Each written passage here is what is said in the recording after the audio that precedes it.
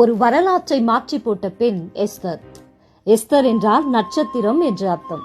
எஸ்தருடைய மறுபெயர் அத்சால். பைபிள்ல இருக்கிற 66 புத்தகங்களில 2 புத்தகங்கள் பெண்களின் பெயரால் அழைக்கப்படுகிறது. அதுல எஸ்தர் புஸ்தகமும் ஒன்று. எஸ்தர் புஸ்தகம் மிகவும் தனித்துவமானது. அதுல கர்த்தர், தேவன், ஆண்டவர் என்கிற வார்த்தைகள் இருக்காது. ஆனாலும் முழுக்க முழுக்க கர்த்தர் செயல்படுகிறத நாம பார்க்கலாம். மிகவும் அற்புதமான ஒரு புஸ்தகம்.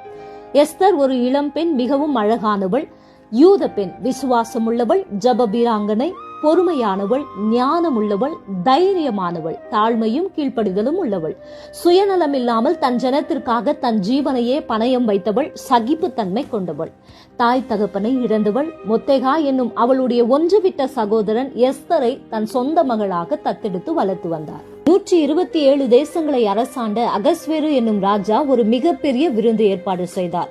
எல்லா தேசத்தின் அதிபதிகளும் பிரபுக்களும் அதுல கலந்து கொண்டாங்க. தன் மனைவி வஸ்தி மகா ரூபவதியா இருந்தபடியால் அவளை எல்லாருக்கும் காட்ட வேண்டும் என்று விரும்பி அவளை அழைத்தனுப்பினார்.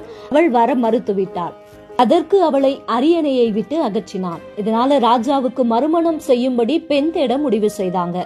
127 தேசங்களில் இருந்து அழகான கன்னி பெண்களை வலுக்கட்டாயமாக அழைத்து கொண்டு வந்தாங்க. அப்படி கொண்டு வரப்பட்ட பெண்களில் எஸ்தரும் ஒருத்தி. ராஜா சகல பெண்களை விட எஸ்தரை அதிகமாய் நேசித்தான். கிரீடத்தை அவள் சிரசில் வைத்து தன் மனைவியாக மகுடம் சூட்டினார். எஸ்தர் ராணியான பிறகும் மொத்தேகாயின் வார்த்தையை கேட்டு நடந்தாள். மொத்தேகாய்க்கு விரோதமாய் ஆமான் என்னும் அமலேக்கியன் எழும்பினான். அவன் எல்லா யூதர்களையும் அழிக்க திட்டம் போட்டான். மேசியா இந்த உலகத்திற்கு வரக்கூடாது என்று இது பிசாசினால் நடந்த திட்டமாக இருக்கிறது. நீ இந்த காலத்தில் மௌனமா இருந்தால் யூதருக்கு ரட்சிப்பு வேறிடத்திலிருந்து வரும். இப்படிப்பட்ட காலத்தில் உதவியா இருக்கும்படி ராஜ மேன்மை உனக்கு கிடைத்திருக்கலாமே என்ற மொத்தேகாயின் வார்த்தைகள் எஸ்தரை அனல் மூட்டிவிட்டது. ஆரம்பத்தில் தயங்கின எஸ்தர் பிறகு செத்தாலும் சாகிறேன் என்று தன் ஜீவனையும் பணையும் வைத்து ராஜாவிடத்தில் பேச துணிந்தாள். அவர்கள் 3 நாட்கள் உபவாசித்து ஜெபித்தாங்க. எஸ்தருக்கு ராஜாவின் கண்களில் இரக்கம் கிடைத்தது. யூதர்கள் பாதுகாக்கப்பட்டாங்க, எதிரிகள் அழிக்கப்பட்டாங்க. ஒரு சாதாரண பெண்ணை எழுப்பி ஆண்டவர் உயர்த்தி அமலேக்கியர்களை முற்றிலுமாக அழித்தார். எஸ்தருடைய வாழ்க்கையிலிருந்து நாம கற்றுக்கொள்ளுகிற பாடம், ஆண்டவர் நம்ம எந்த நிலையில வைத்தாலும் அது உயர்வோ தாழ்வோ அதற்கு ஒரு நோக்கம் உண்டு.